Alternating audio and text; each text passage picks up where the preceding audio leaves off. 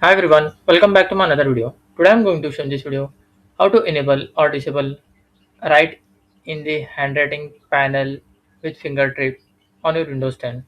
So before going to start the video, if you're not subscribed my channel, please subscribe. So let's start the video.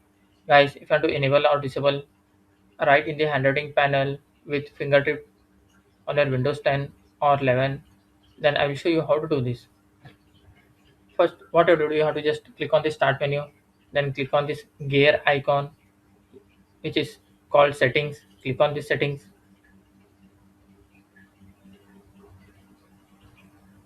After that you will find your devices. Click on the devices.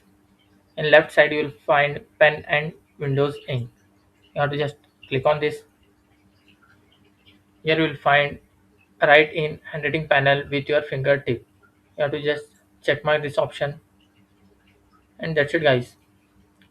So in this way you can enable or disable write in the handwriting panel with fingertip on Windows 10 or Windows 11. Thanks for watching. Hope if you like this video, please like, share, and don't forget to subscribe.